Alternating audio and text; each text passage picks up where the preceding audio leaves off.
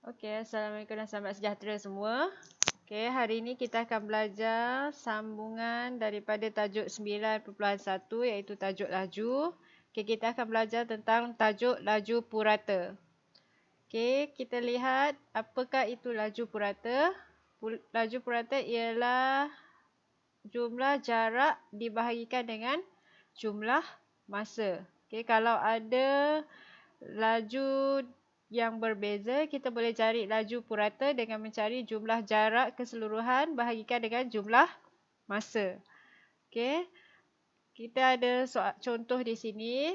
Ada Amir yang mula berbasikal dari rumahnya ke bandar A pada pukul 9 pagi. Dalam perjalanan, dia singgah di restoran pizza untuk berehat dan makan sebelum dia menyambung perjalanannya semula ke bandar A. Dia sampai di bandar A pada pukul 12.15 tengah hari. Hitung laju purata dalam kilometer per jam perjalanan itu. Dia suruh cari laju purata. Kamu tahu laju purata ialah jumlah jarak dibahagikan dengan jumlah masa. So, kirakan jumlah jarak.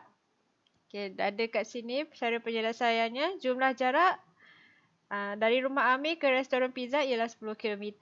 Restoran pizza ke bandar A 25 km. So, jumlah jarak dia ialah 35 km.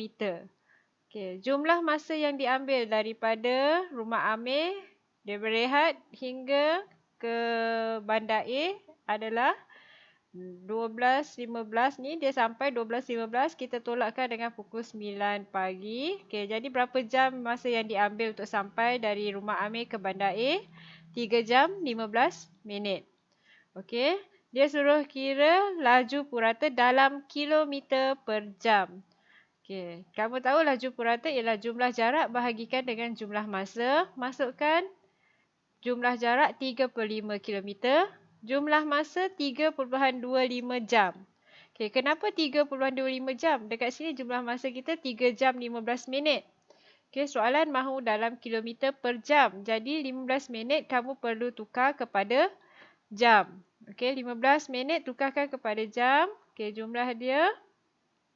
Dari 3 jam 15 minit, kita boleh tukar 15 minit bahagikan dengan 60 untuk dapatkan jam.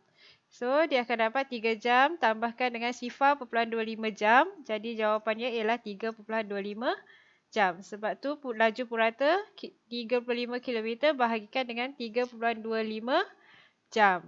Jawapannya mesti dalam kilometer per jam. 10.77 km per jam. Bundarkan kepada sekurang-kurangnya 2 tempat perpuluhan.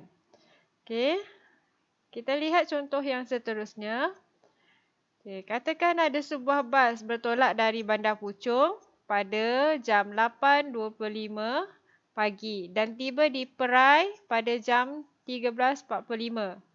Jika jumlah jarak yang dilaluinya ialah 354 km, hitung laju purata bas itu dalam kilometer per jam. Yang ini dia ada satu laluan je dari Puchong ke Perai. So, penyelesaian dia, kamu tahu jarak yang dilalui oleh bas ialah 354 km. And then, masa yang diambil. Berapa masa yang diambil? Masa tiba tolakkan dengan masa bertolak. 13.45 tolakkan dengan 8.25 pagi tadi. Dia mengambil masa selama 5 jam 20 minit. Dia suruh hitung laju purata. Kamu tahu laju purata ialah jumlah jarak bahagikan dengan jumlah masa. 354 km ialah jumlah jarak. 5.33 jam. Ini bukan 5.2 sifar. Kalau nak tukar kepada jam, kamu mesti bahagikan 20 minit kepada 60. 5 jam tambahkan 20 bahagikan dengan 60 untuk dapatkan dalam unit jam. So, jumlah dia 5.33 jam. So, kamu akan dapat jawapan laju purata yang bas itu ambil ialah 66.42 km per jam. So, itu ialah menghitung laju purata. tahukah anda kalau kita ada graf jarak melawan masa, ini jarak melawan masa, kecerunan graf ini, kecerunan graf ini juga samalah dengan laju dengan syarat ini graf jarak lawan masa. Jadi kecerunan dia ialah laju. So macam mana nak cari kecerunan? Perubahan pada Y bahagikan dengan perubahan pada X. Kita tengok yang lain. Kalau kita ada graf laju melawan masa, kalau ada laju melawan masa, luas di bawah graf ni. Luas di bawah graf ni, ini kalau kamu kira semua luas dia ni, adalah sama dengan jarak. Jarak yang diambil. Seterusnya kita imbas kembali unit. Dalam laju, kamu perlukan unit jarak dan kuantiti jarak dan masa. So, kamu mesti tahu macam mana nak tukar dari kilometer ke meter, meter ke kilometer. Sama juga jam ke minit, minit ke jam. Mesti tahu. Seterusnya, kita akan tengok macam mana kita nak menukar unit yang melibatkan jarak dan masa. Kita ada soalan, had laju kebangsaan di jalan persekutuan ialah 90 km per jam. Dia suruh nyatakan had kelajuan ini dalam unit A, meter per saat, B, kilometer per minit. Kita ada 90 km per jam. Macam mana kita nak tukarkan? Kita lihat dulu soalan A. Macam mana kita nak tukar 90 km per jam kepada meter per saat? Cara penyelesaian dia, 90 km per jam ialah samalah maksud dia dengan ada 90 km, kamu lalu 90 km untuk setiap 1 jam. 90 km per 1 jam. Jadi, kita nak meter per saat. Kilometer tukar kepada meter. Jadi, kita perlu darabkan dengan 1000. Jam tukar ke saat. Jadi, kita perlu darabkan jam. Kita kena tukar dari jam ke minit, minit ke saat. So, 1 jam darab 60, darab 60 minit, darab lagi 60 saat. Sebab tu 1 darab 3,600 saat. Jadi kamu akan dapat 90,000 meter bahagikan dengan 3,600 saat. Jawapannya ialah 25 meter per saat. Soalan yang seterusnya. Kita ada 90 km per jam. Kita nak jadikan kilometer per minit. So, kita ada kilometer per jam. Maksudnya 90 km per 1 jam. Jadi, kamu ada 90 km. Tak perlu ubah sebab dia nak kilometer per minit. Kita cuma tukar 1 jam kepada minit. 1 darab 60 minit.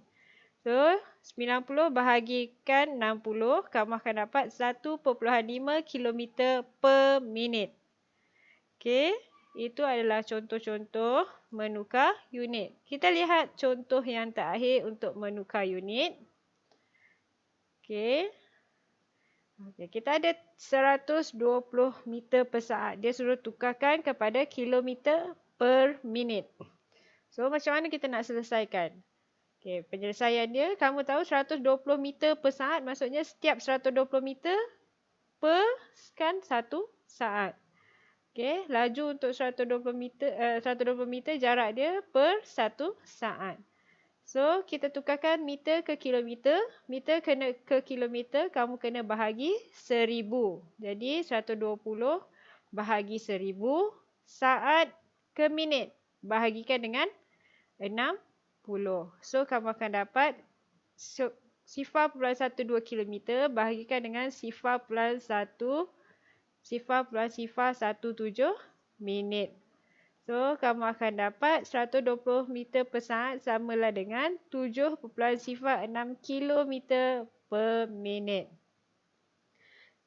Itu adalah antara contoh-contoh bagaimana untuk menukar unit melibatkan jarak dan masa. Seterusnya kamu diminta untuk menjawab latihan. Dalam latihan, jom cuba 9.1 di dalam buku teks. Nombor 4, 5, 6 dan 7. Okay, selamat belajar. Terima kasih.